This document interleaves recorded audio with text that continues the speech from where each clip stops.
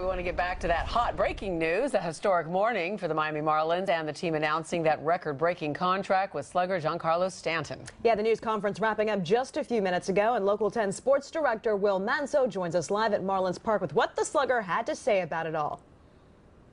Constance and Christy, he had a lot to say today, and so did Marlins owner Jeffrey Loria. As you would expect, a lot of questions to Stanton about this mega deal, but also to the Marlins owner Loria about how different is this? What does this feel like as far as opposed to 2012 when Loria spent big money, broke it all apart, and broke the heart of many fans in South Florida. But let's get to the good news, and that is this big deal. $325 million.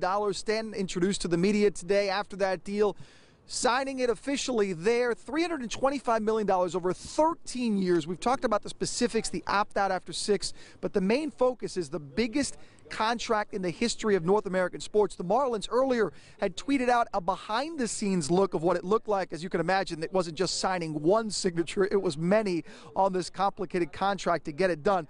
What do the Marlins have in Stanton? They have a slugger at 25 years old entering his prime. He's already the biggest slugger in the game. Could have been the National League MVP last season if not for a late season injury. But right now entering his prime, he is, quite frankly, the best slugging hitter in baseball. No one has more power. A guy who can be an all-star every single year in the face of this franchise. But what were his decisions in trying to trust Jeffrey Loria again? That it is different from a few years ago. Here's what Stanton had to say about that.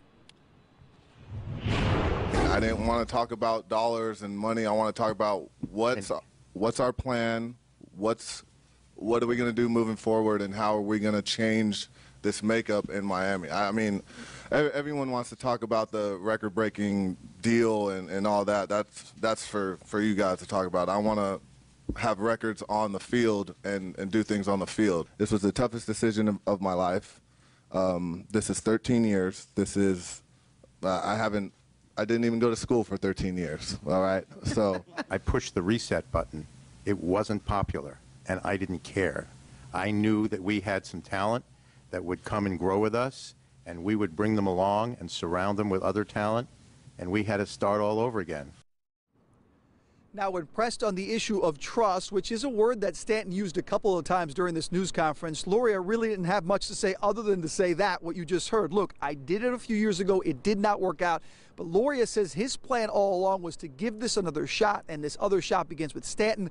Whether Marlins fans believe that's the case, whether he really will build a bigger payroll and a better team is to be seen. But one thing we knew, though, will be seen here at Marlins Park for a very long time to come, and that's Giancarlo Stanton in a Miami Marlins uniform. That's the story live from Marlins Park. I'm Will Manso, Local 10 News.